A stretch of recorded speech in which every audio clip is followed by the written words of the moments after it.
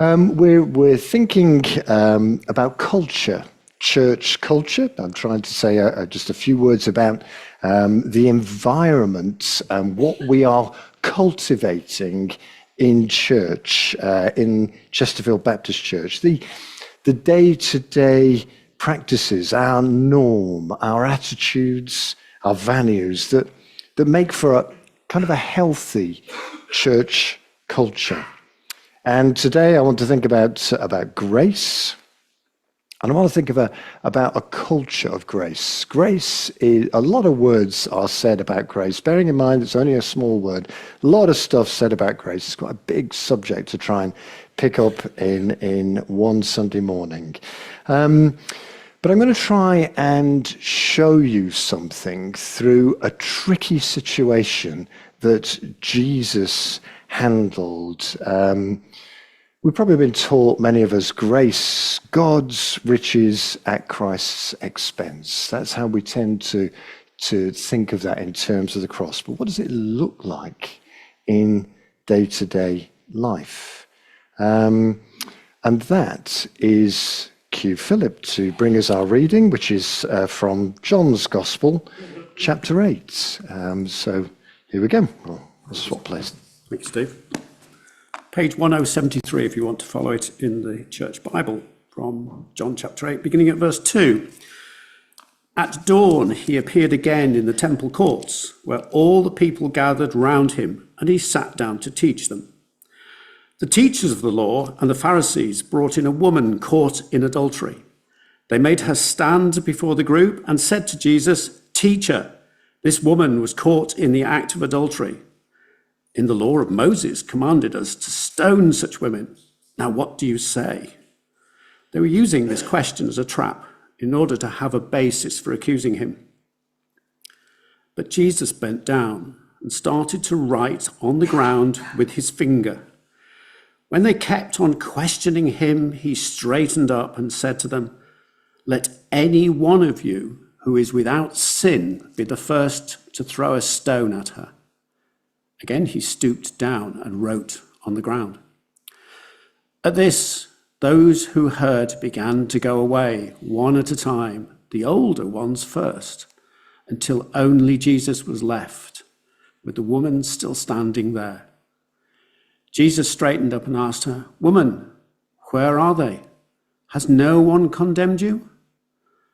"No one, sir," she said.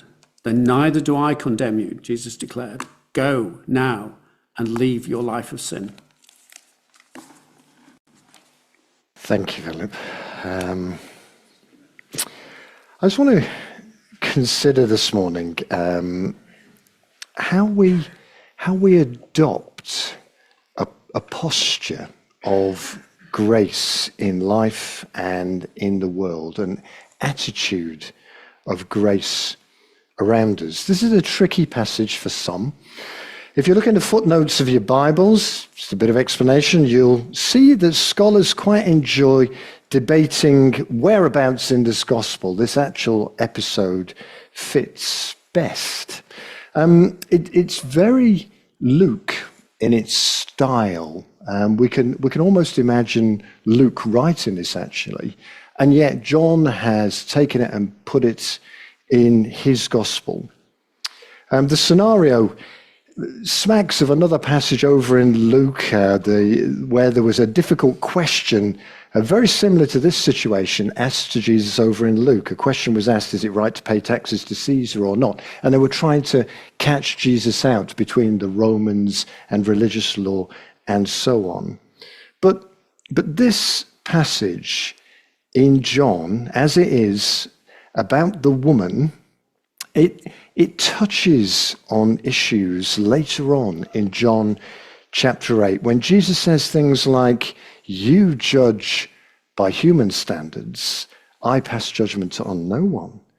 And then again, later on in verse 46, Jesus says, "Can any one of you prove me guilty of sin?" And they can't. And it's touching on those same issues. This incident of this woman brought before Jesus is all parts of some stuff Jesus is saying about judgment and sin and grace. The writers had good reason to put it where they've put it. So we're on to a big trail of themes. We're going to touch on things like sin, not a popular word in today's world. David and I were having a chat about sin last Sunday. So we're going to touch on issues of sin, of law, of judgment. None of those are popular words in today's world, in today's society. And we're going to touch on grace. So here we go. Sin, law, judgment, and grace. Sin, of course, is not just an act of wrongdoing. It's a condition of wrong being, really. We're kind of disconnected from how we were designed to be, who we were originally made to be.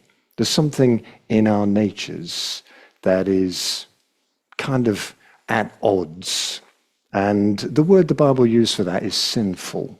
We're kind of at odds with ourselves and with God. Our ways are at odds with God's ways. None of us can be good simply by, I'll try harder. Doesn't work, does it? Try that, I'll try harder. Doesn't work. We all mess up before God in the things we do, the things we say, the things we think.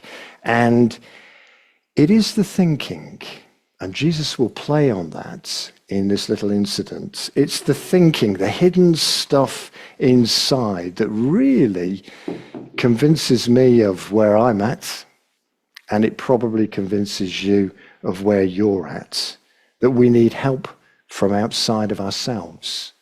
Sin. And our physical acts of sin and wrongdoing, clear evidence of this waywardness, if you like, of our nature, our wrong being. And so God gives the law to Moses. 10 Commandments and this system of do's and don'ts that go alongside, and we can read about them all in Exodus, Leviticus, Numbers, Deuteronomy, and so on. It was given not from this killjoy God wanting to spoil the fun, but it was given from a loving, holy God to enable his people, Israel, to live well before him. They're in a covenant relationship. I will be your God. You will be my people. This is how I'd like us to live together. It's what it's about. And so where our wrong being tries to pull us away from God by wanting to do things that we shouldn't, acts of sin in the Bible, the law points us towards God by saying, no, don't do that. Do this. Don't live that way. Live this way. It convicts us. And that's kind of what the law is there for. And the Apostle Paul has an awful lot to say about that if you read his letters, especially Romans.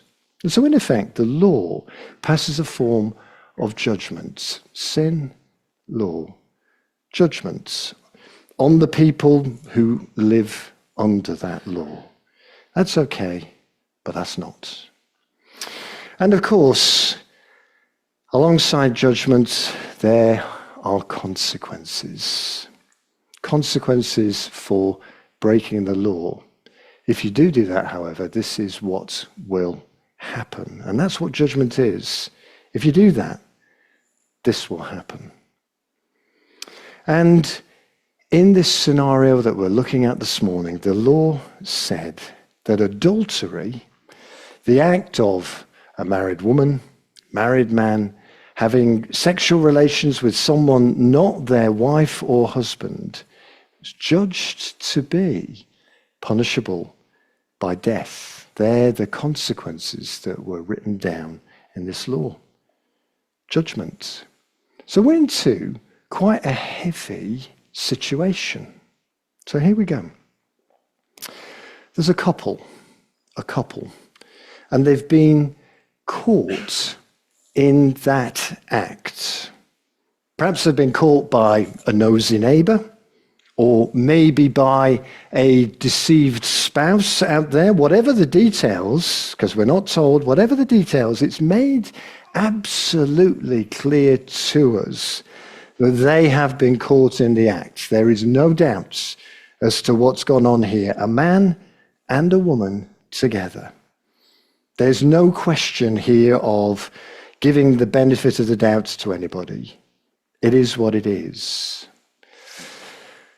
But only the woman is brought before Jesus. We presume the man has been allowed to escape. The shocking unfairness of that towards the woman tells us much about society of those times and the social inequality. The man should have been there too. He should have been there too. The law applied to him as well. But it's men orchestrating this attempt to entrap Jesus. Teacher, they say, this woman has been caught in the act of adultery. In the law, Moses says, commanded us to stone her. Now, what do you say? Ba-ba, spotlight on Jesus. The Pharisees present Jesus with this problem, this conundrum. And on the one hand, if Jesus authorizes death, he violates the Roman law that they're having to operate with at the moment. And that law did not allow the Jews to administer capital punishment. It's not allowed to do that. But if Jesus, on the other hand, advises mercy, he violates the Mosaic law from God. He's in a no-win situation with this. There's sin, there's law, there's judgment, and it's quite clear what's going on. What will Jesus do? Spotlight on him. And it's interesting because if you look carefully, we notice that Jesus doesn't engage with the spectacle of all of this poor woman dragged in front of him and the crowd and all the rest of it, this big scene that's going on.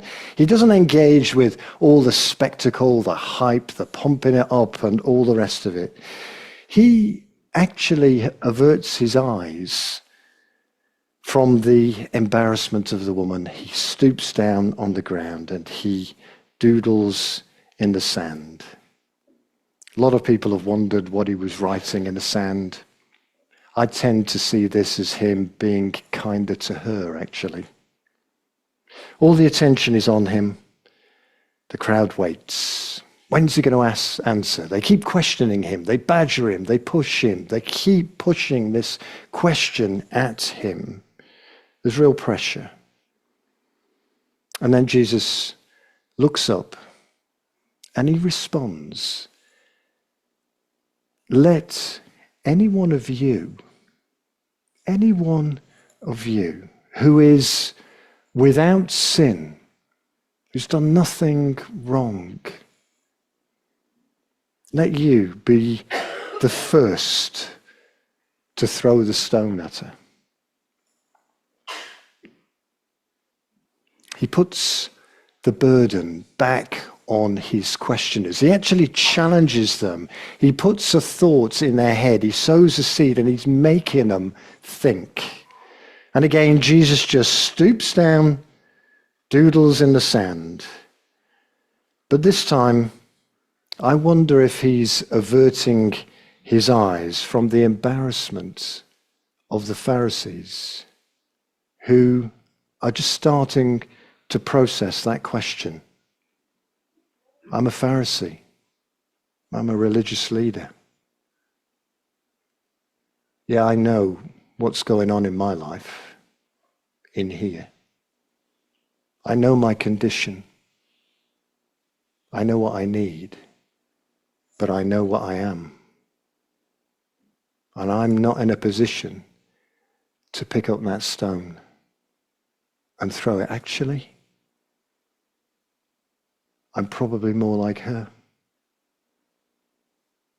And Jesus looks down, lets them process the deep truth within his words. You see, the Pharisees understand sin.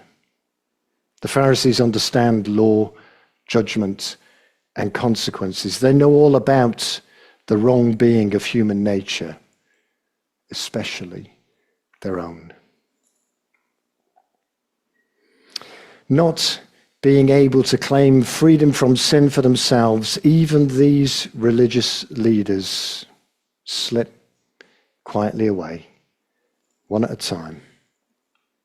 The older ones first. Because the older we get, the more we realize how far short we fall. And eventually, there's just two people left. The woman, a sinner, and the sinless Son of God together. She's in the presence of God. Just the two of them. And the truth is, it could have been any one of that crowd left with Jesus. All fall short. All guilty. With all the different sins maybe, but all in the same boat. There's a woman, there's Jesus. But instead of law and legalism and judgment, instead of legalism and judgments, the woman and the Pharisees in their hypocrisy, they all encounter grace. Grace.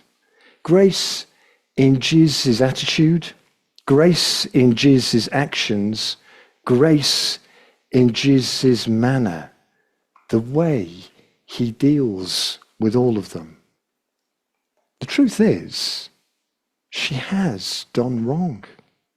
According to the law, she's done wrong. Sure, there was a guy involved, but she is accountable for her actions, the same as I am accountable for mine, and you are accountable for yours. But here's the thing. Although Jesus has the right to do so, Jesus chooses not to condemn her. He does not pass judgment. He does not play on her shame, on her embarrassment. He is the safe place, the safe person to be with, compared with the baying mob around. The one thing that Jesus does do is this. He invites repentance. He gives her the opportunity to choose a different route for her life. Go now, he says.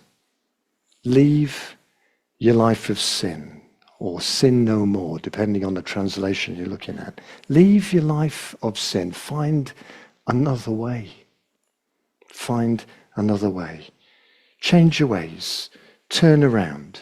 Travel a different route. And truth be told, he's given a similar opportunity to the crowd of Pharisees away who've sloped off, thinking about, reflecting on, convicted of their own sin. He's given them that grace as well. The one without sin, Jesus, chooses to condemn no one, shames no one. Instead, he offers opportunity to start again, points the way to a new life of flourishing.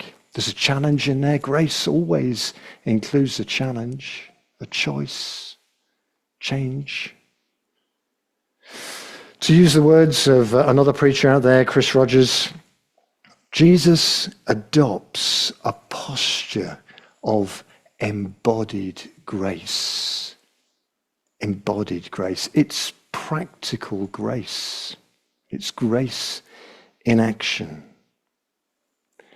And folks, I guess what I want to say to you this morning is, let's make sure that we don't get caught up in the legalism of stuff, the pointing the finger of stuff, examining other people's lives when what we're called to do is check and challenge our own life.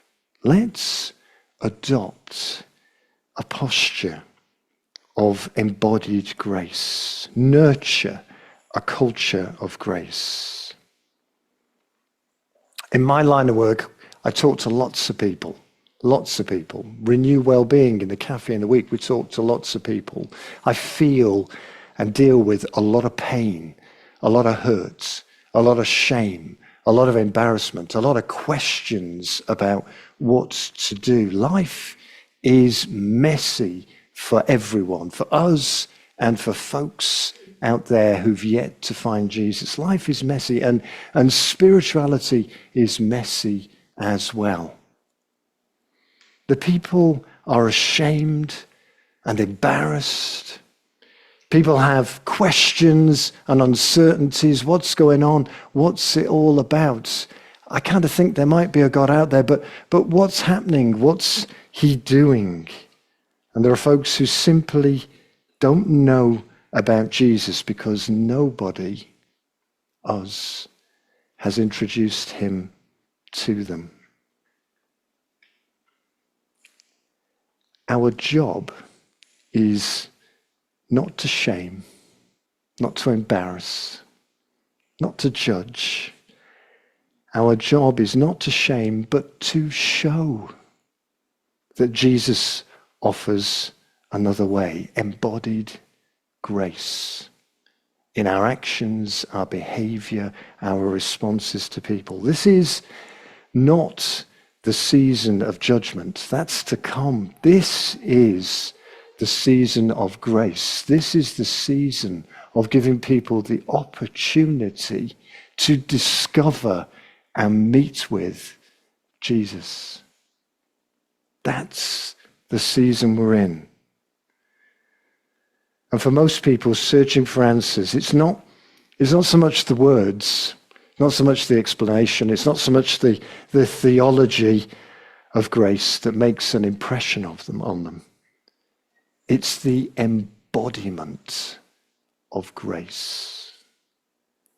Practical grace that points to the deep grace of the cross. An attitude of embodied grace. A culture of grace. Do you see what I'm getting at? Do you see what I'm getting at? We've experienced it. We can feel it. And there are many, many folks who are still looking for it. Still looking for it. There's some words around what grace is.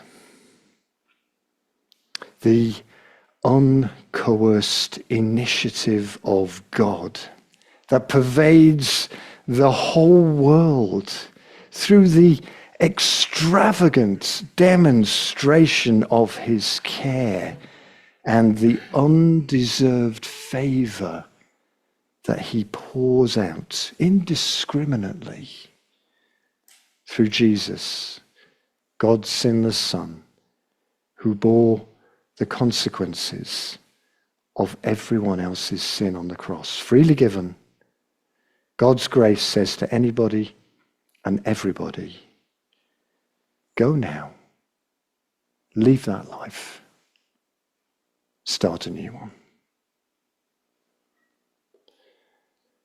And that translates into us not pointing the finger, not shaming and embarrassing, but adopting and embodying grace in our interactions, in our relationships, amongst the people we're with, loving folk into the kingdom. I'm going to stop there. Let's just pray for a moment.